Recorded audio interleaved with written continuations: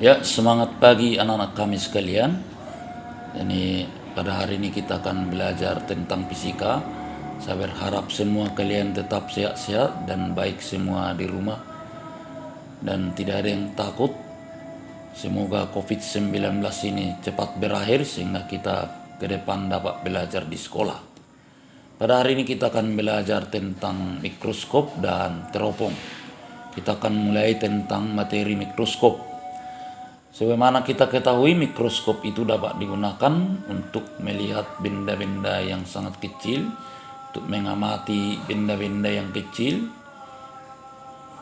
Ada beberapa jenis mikroskop yang kita lihat, ada mikroskop elektron, ada mikroskop yang biasa juga digunakan di bidang-bidang penelitian yang hanya untuk perbesaran 100 kali, 10.000 kali. Tetapi mikroskop elektron mampu melihat sampai perbesaran jutaan kali. Ya baiklah, kita akan melihat ini gambar suatu mikroskop. Ya, mari kita lihat ini bagian-bagiannya. Mikroskop itu terbagi daripada dua lensa positif. Ya, ini bagian atas, biasa di sini yang dekat dengan mata ini disebut lensa okuler ini. Ya, dua lensa positif, lensa okuler, dan bagian bawah ini yang dekat dengan preparat ini adalah lensa objektif. Ya. Dan ini bisa diatur dengan jarak keduanya ini disebut D. Bisa naik turun. Ya.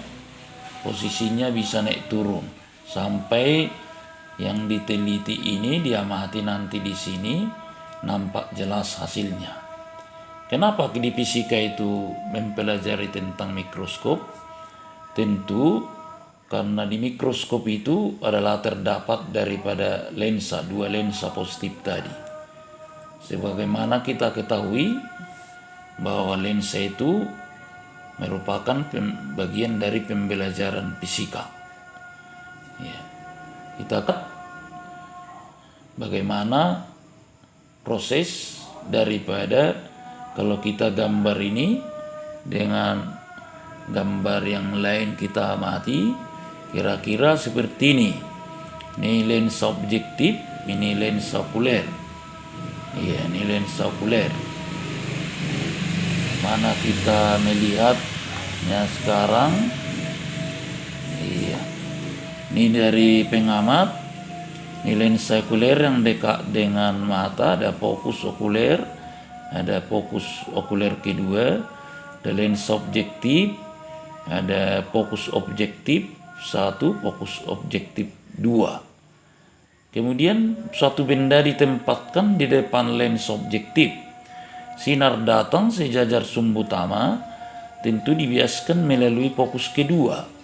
Iya, sinar datang melalui pusat kelingkungan lensa, tentu teruskan perpotongan dari kedua sinar istimewa itu menghasilkan bayangan pertama. Iya. Kemudian bayangan kedua di mana nanti kalau ini diteruskan terus kemari, sinar ini juga diteruskan ke bawah, dia akan diperoleh nanti kira-kira di sini perbesarannya maksimum.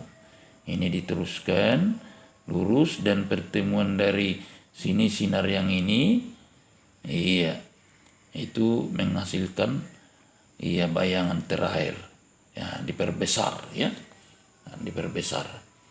Ya, demikian dulu kita lihat gambarnya tentang mikroskop ini. Ya, kita sekarang akan masuk dengan rumus-rumus dalam mikroskop itu. Baiklah, kita lanjutkan materi kita tadi. Kita akan melihat itu ada perbesaran mikroskop untuk mata berakomodasi maksimum, ya, dan perbesaran mikroskop untuk mata tidak berakomodasi, ya. Ini untuk mata tidak berakomodasi. Tidak berakomodasi.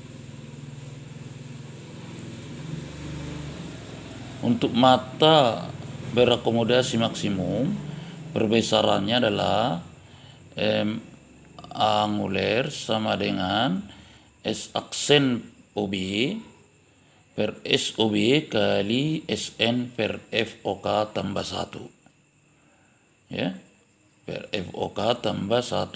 Iya, per FOK tambah 1. Untuk mata tidak berakomodasi, di mana nanti bayangan pertama itu suatu benda itu berada pada titik fokus okuler, sehingga SOK nanti sama dengan FOK, sehingga perbesaran angulernya sama dengan S aksen OB tambah SOB kali SN per FOK, tidak ada tambah 1 lagi ya.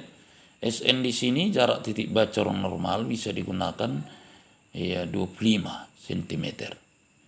Ya. Sekarang kita akan melihat contoh soal. Ya, ini suatu contoh soal. Nah, amatilah diagram pembentukan bayangan oleh mikroskop berikut ini. Kita lihat di sini nilai FOB adalah ini FOB 2 cm, ini adalah jarak benda 2,2 cm. Ya. Dan FOK di sini 5 cm. Ya. Sehingga kita melihat di sini jika berkas sinar yang keluar dari lensa okuler merupakan berkas sejajar dan mata yang mengamati berpenglihatan normal, maka perbesaran mikroskop adalah titik-titik. Iya. A 10 kali, B 18 kali, C 22 kali, D 30 kali, E 50 kali. Dengan SN 25 cm. Dari gambar ini kita melihat bahwa bayangan pertama terjadi di fokus okuler. Sehingga ketika S okuler sama dengan FOK itu berarti keadaan mata tidak berakomodasi. Itu syaratnya ya. Berarti mata keadaan tidak berakomodasi. Maka rumus yang kita gunakan pertama tentu juga menggunakan rumus lensa. 1 per S aksen OB sama dengan 1 per S FOB kurang 1 per SOB. 1 per S aksen OB sama dengan setengah 1 per 2 kurang 1 per 2,2. Ini FOB-nya tadi 2, jarak bendanya ke lensa objektif 2,2 cm. Maka 1 per S aksen OB sama dengan setengah kurang 1 per 2,2. 1 per S aksen OB sama dengan 0,2 per 4,4. S aksen OB sama dengan 4,4 per 0,2. S aksen OB sama dengan 22 cm. Maka akan kita peroleh sekarang perbesaran untuk mata tidak berakomodasi sama dengan S aksen OB per SOB kali SN per FOK. Di mana kita ketahui SN sama dengan 25 cm, FOK sama dengan 5. Maka M anguler sama dengan 22, S aksen OB 22 per SOB 2,2 kali 25 per 5. Ini bagi ini 10 kali 5, 50 kali. Maka jawabannya tadi adalah di 50 kali berada di option E. Ya, demikian pembelajaran kita untuk mikroskop. Kepada anak kami tetap semangat di rumah sebagai generasi penerus bangsa. Kalian kelak akan memimpin bangsa ini ke depan. Jadi kalian sebagai calon-calon pemimpin harus memiliki ilmu pengetahuan. Profesor Lindfeld berkata, long life education, belajar sepanjang masa. Ya, demikian. Tuhan memberkati kita semua, sehat kita selalu.